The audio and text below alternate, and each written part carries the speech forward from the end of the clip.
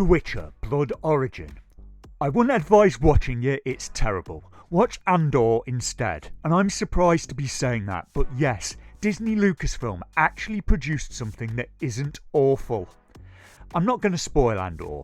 Watch it for yourself if you're interested. It has a few faults, but it has a tight script and a way above average cast, including Fiona Shaw and Andy Serkis. As for Blood Origin, by all means stay if you want to watch me dissect it in the name of science and try and get some laughs out of it on the way. It's filled with ham acting, poor characterisation on a level that makes even Hawk the Slayer look good. People's speech is filled with jargon that's never explained properly, and even as someone with knowledge of The Witcher, I found myself getting confused in places. So if you don't know the lore, the books and the games, good luck! The makers seem to have an open contempt for their audience and are instead only interested in spreading messaging from Californian far-left identity politics and the message that at this point is getting as boring as it is nonsensical. There's that, and then there's the cast repeatedly breaking into song, and it's probably worse than She-Hulk and the Rings of Power, so wow, strap in, it's going to be a bumpy ride. We start off and we're upside down in a fight sequence for some reason, and I can barely tell what's going on. Well done makers on finding something more annoying than Dutch angles. The character, Jaskier the Bard, is in the middle of the fight. He's a character from the Witcher TV series. He's a philandering troublemaker and perennial friend of Geralt the Witcher's, who always gets him into trouble. And in that sentence, I've given you more information than the entire show does about Jaskier. It just expects you to know from seeing The Witcher beforehand. In the fight, it appears to be some elves fighting against some humans from a group called the Temerians. The show doesn't explain when this is supposed to be, where it's supposed to be, why Jaskier's there, who the Temerians are, why they're in conflict with the elves, and are you starting to see the problem? As Jaskier is about to be killed by a Temerian soldier, time is frozen, but not the fire in the background for some reason. Don't even think about it. And time has been frozen by some powerful magic user, played by Minnie Driver. Jaskier asks, why save him? He's just a bard. And Minnie wants Jaskier the Bard to sing a story back to life, whatever the hell that means. And she also says he's a bard that the Scoia'tael risked attacking a Temerian army camp to save. And they also never tell you who the Scoia'tael are. The script also doesn't define what the conjunction of the spheres is or what a witcher is, and heaven help someone coming to this series with no prior knowledge. This is one of the few things I've ever watched that should have actually come with a glossary. Also, it's nice seeing Minnie Driver, but as far as I recall, she never comes back. That 3 minutes is all you get. She wants Jaskier to write a story of an event from long ago to unite the elves. And we go into the intro, and they introduce the cast of the story that Jaskier is to write. The main cast contains someone called Fjall of the Dog Clan, Cien of the Ghost Tribe, Brother Death, who barely does anything in the show, and who thought that name was a good idea? It's like it's trying to be more edgy than Shadow the Hedgehog. The Majors, Zeka and Sindril, Meldoff the Dwarf and her vengeful hammer Gwen, and a seventh person, only known as the Lark. And no, they never explain the dwarves, or the Dog Clan really, or the Ghost Tribe. The Dog Clan are apparently bodyguards to a royal family, and that's about all you get. This show is at the same time way too fast and wastes most of the time it does have. It feels like this whole thing has been cut down to 4 episodes from maybe 8 to 10, and it's incredibly incoherent.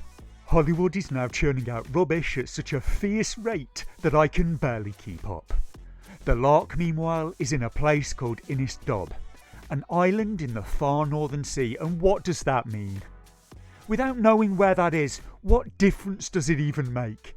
So the Lark walks into a local bar and starts singing. And I don't like it much. It's an almighty racket. In the crowd, meanwhile, a man grabs a young barmaid and will not take no for an answer. The lark intervenes by throwing knives at the man and his friends until they're chased off or full of knives, and then she goes back to singing, and one of the crowd actually shouts, "Go on, you girl." And what a hackneyed cliche this scene is at this point. I must have watched this very scene in 1,000 other things before this, and they topped it off with a woman in the crowd going full, "You go, girl," and this is going to be a hard sit. I at least admired the writer's restraint in not having the whole crowd clap and shout, "You go, girlfriend." The camera then moves to a city called Zintria in the south, to a new character, an elven king called Alvatir. The king is going through the streets of his city and he gets attacked by assassins from other kingdoms, but he's protected by the royal protectors, the Dog Clan, and that is kind of all we get to know about them. So they protect the royals, and we get a few more characters. Fjord Stoneheart, the Dog Clan's best warrior, King Alvatir and his sister Princess Merwin. So in short, they kill the assassins and get away. Then back at the palace, we find out that Fjord has been doing naughty things with Princess Merwin. He gets caught doing it and gets banished by his own father, who leads the Dog Clan. The king, meanwhile, has a plan for his sister. The kingdom is at war, and has been, I think, they say, 1,000 years. And I bet you thought the English and French were bad with their trifling 100-year war. And wow, it's no wonder the elves die out in The Witcher. So the king wants peace because everyone is starving. So he's going to marry his sister to the king of one of the groups he's at war with and make concessions to the other. But the princess is not keen, and neither are many of the king's advisors. Meanwhile, we have another new character introduced, an evil wizard called Baylor, played by Lenny Henry, and he's one of those advisors who's none too happy. Lenny Henry, who after the Rings of Power is starting to become a death knell for franchises. Lenny has been up to something. He was behind the attempt on the king's life and is using dark magic to seize power. Meanwhile, the Lark is talking to the girl that she saved in the pub, and she tells her that she learnt to fight with the Raven clan that guard the royals of the kingdom of Prussia. And stone me, the girl knows her mom. And get used to it, because in true Mary Sue fashion, everybody in every kingdom somehow seems to know this cacophonic tavern crooner and her god-awful songs. The young girl asks, "Do you know Lady Kethlin of the Knives?" And Lark says, "Yes, that's apparently her mater." And that's all we get to know about any of these things. Her mum, the Raven clan, and during the conversation, guards arrive to arrest the Lark for stabbing all those guys earlier, and she's thrown in jail, where she meets Fjord Stoneheart, who's already there, and I'm now wildly confused where any of these events fit in a timeline. So the Lark and Fjord have a fight, because their clans are apparently old enemies. Fjord then gets bailed out, and the Lark breaks out using a pendant that she stole from him during their fight. Then Fjord and the Lark both get visitors from home who want them to go back for the peace treaty signing in case anything goes wrong. But Fjord tells his cousin that he isn't going back, and why would his father even ask him? So he can come back and attend the wedding in person of the princess he was screwing. Yes, makes perfect sense. I'm sure the groom will be overjoyed. Just no thought went into this series.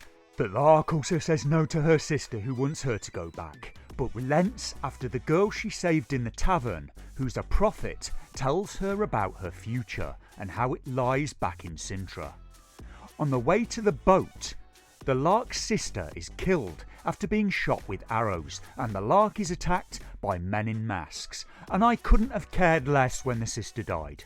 She only had a few minutes of screen time at best, and I knew nothing about her. And what is this ambush? Somebody has 2 free shots against still targets, and they shoot the sister twice instead of each of them once. Or they could have had more than one bowman, maybe 10 bowmen, and shot each of them 10 times before they could react. So the Lark instead kills the one archer with throwing knives and then tells the rest to come out, and I'm not sure how she even knew they were there, but she did. and maybe 10 of them slowly filed out, and they've got us surrounded. That doesn't matter, they all get killed by the Lark with some help from Fjord, who's come wanting his pendant back that she stole earlier. After the fight, Fjord and the Lark check the bodies and find out that they're all military, a mixture of Zintran, Prussian and Darwinish, so all of the militaries that are involved in the peace talks, and how convenient they came essentially with monogrammed weapons. It makes no sense, says the Lark, and no, it doesn't. So from this, they conclude that the military are trying to stop clan members from making it to the talks because the military wants to seize power. And this makes no sense because I know what happens next. At the treaty signing, the clan members at the signing get massacred. All of them. So why would the military be trying to keep clan members away from a massacre when they want them all dead? None of this even makes the slightest sense. And why would Fjord and the Lark assume the people were there to kill them? Fjord wasn't even there when the ambush happened. So why would they think that the killers were there for him? And the Lark was there, but they ignored her and targeted her sister first instead. So the natural conclusion would be, why did these people come here to kill my sister? Why did they do any of this? All of these and many other vital questions will never be answered in this show. It's like this was written by a child. So the peace treaty is being signed, and it's a betrayal. The princess excuses herself from the area, and the doors are barred. The conspirators also excuse themselves, and Lenny Henry conjures up a bad CGI hellbeast to kill everyone, while the princess slits the throat of Fjord's sister. So now the three countries are one, and being led by the princess, now Empress, Lenny Henry and the leader of the Zintran army, Eredin, and boy are they going to screw him up. He's a big part of the story after this series going forward, and they've ruined him. This is the guy who's supposed to lead the Wild Hunt. He's supposed to be the Witcher's Darth Vader character, and now he isn't scary at all. Instead, he's now a very effeminate, gay elf twink. So Fjord and the Lark get on a ship to try and head back home, stopping at a city called Gale, where they find out that the princess has taken power and is now empress of all three kingdoms, and they vow to get their revenge. And it's a bit like if you found out inside the Darth Vader suit was Loris Tyrell from Game of Thrones. Meanwhile, Fjord and the Lark need help, so they seek out the Lark's teacher, Xian, played by Michelle Yeoh, and she deserves to be in something so much better than this. I used to love her early Hong Kong martial arts flicks. Along the way, to find her, they meet some refugees. The new empire is apparently burning down cities of those that refuse to join them. And the Lark is immediately recognised by the refugees. Everybody knows her music and loves her, and they start singing her songs, and this is insufferable. Eventually they find Michelle Yeoh, somehow in the middle of a desert, and don't ask how. The show never tells you, it's rubbish. Lenny Henry, meanwhile, is making a deal with some kind of mystical entity in another plane for more black magic. He wants chaos magic. Again, something that's never defined in the show. So you would have had to watch The Witcher to understand what's going on in this scene. Meanwhile, Michelle Yeoh is talking to Fjord and Lark, and she asks Lark, "The new Empress wants you dead. Why have you come? And how does Sienna know that the new Empress wants her dead? She lives in a tent, alone, in the middle of a desert." Sienna also has a grudge against Sintra. Her group, the Ghost Tribe, were all poisoned by the Sintrans, and the Sintrans still possess the legendary sword of her people. So after a short fight, where Sienna makes Fjord and Lark look rubbish, she decides to go with them and help. So that's it for episode 1, and what a catastrophe. I've already watched all 4 episodes, and if anything, it only gets worse from here. Could you make me a cup of tea, please, Stephanie?